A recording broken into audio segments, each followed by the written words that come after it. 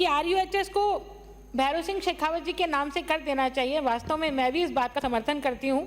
हमारे बड़े नेता हैं और 3 बार मुख्यमंत्री रहे, 1 बार उपराष्ट्रपति रहे। ये राजस्थान का सौभाग्य है कि राजस्थान से वो उपराष्ट्रपति रहे, तो उनके नाम से करना ही चाहिए। परंतु मैं साथ में एक सुझाव और दूंगी, जितने एकेडमिक कॉलेज हैं उन एकेडमिक कॉलेज में यूनिवर्सिटीज़ आप देखिए, इस 5 साल में भी प्राइवेट यूनिवर्सिटी बहुत सारी आएंगी। मेडिकल के क्षेत्र में भी प्राइवेट यूनिवर्सिटी है, लेकिन सरकारी क्षेत्र में सिर्फ एक सरकारी यूनिवर्सिटी है। यदि अजमेर मेडिकल कॉलेज को भी यूनिवर्सिटी में तब्दील कर दिया जाए तो वहाँ की जो हमेशा मेन पावर की समस्या है, उस मेन पावर की समस्या से हम समाधान पाएंगे। आपको धन्यवाद है कि आपने सुपर स्पेशलिटी ब्लॉक दिया है, लेकिन वो बहुत नाकाफ़ी है, उसकी पूर्ति नहीं होगी। इसी प्रकार से जयपुर के Mahavir hospital, cancer Mahavir hospital और SMS में कैंसर के रोगियों की बहुत तादाद रहती है, दूर दूर से लोग आते हैं।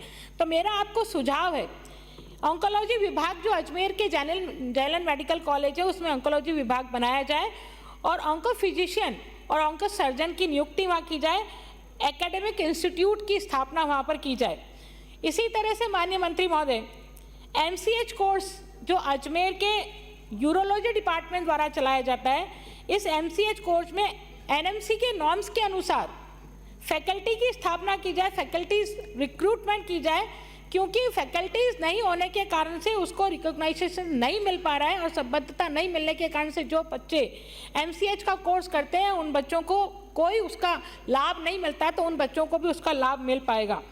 न्यूरो सर्जरी विभाग में फैकल्टी लगाई जाए और MCH का नियमन उसके साथ में कराया जाए। न्यूरो फिजिशियन डिपार्टमेंट की स्थापना की जाए। नर्सिंग कर्मचारियों की पूर्ति के लिए पहले ही मैंने आपको निवेदन किया है कि नर्सिंग कर्मचारियों की कमी है, उन नर्सिंग कर्मचारियों की पूर्ति के लिए भी हमें जैलन मेडिकल कॉलेज में अतिरिक्त पदों का सृजन किया जाए। रेडियोलॉजी विभाग में फैकल्टी लगाई जाए, साथ ही साथ CTVS सर्जरी में फैकल्टी लगाई जाए, क्योंकि CTVS में जब तक आप सर्जरी नहीं लगाएंगे तब तक PG कोर्स वहाँ नहीं हो सकते, और जब तक PG कोर्स नहीं हो सकते तब तक वहाँ पर बाईपास भी नहीं होती है। बाईपास के लिए भी लोगों को जयपुर आना पड़ता है या फिर प्राइवेट कॉलेजों में जाना पड़ता है। तो मेरा निवेदन है, एक सभी मेडिकल कॉलेजों के लिए और मेडिकल हॉस्पिटल्स के लिए सुझाव देना चाहूँगी, क्योंकि सुपरिटेंडेंट जो हॉस्पिटल के जो सुपरिटेंडेंट होते हैं वो प्रोफेसर या असिस्टेंट प्रोफेसर रैंक के डॉक्टर्स को लगाया जाता है। अब वो अपनी प्रैक्टिस करें कि पूरे हॉस्पिटल का मैनेजमेंट देखता रहे। इसलिए हॉस्पिटल के मैनेजमेंट के लिए एक मैनेजमेंट फील्ड से ही किसी मेन पावर को लगाया जाएगा। किसी RAS को भी आप डेप्यूट कर सकते हैं, किसी IAS को भी आप वहाँ डेप्यूट कर सकते हैं, ताकि हॉस्पिटल के रख रखाव, पानी, बिजली और सफाई, अभी सीकर से आने वाले माननीय सदस्य सफाई की बात कर रहे थे, कोई भी डॉक्टर सफाई की ओर ध्यान नहीं देता है। उसको लगता है कि मेरी प्रैक्टिस छूट जाएगी, मेरा पेशेंट छूट जाएगा।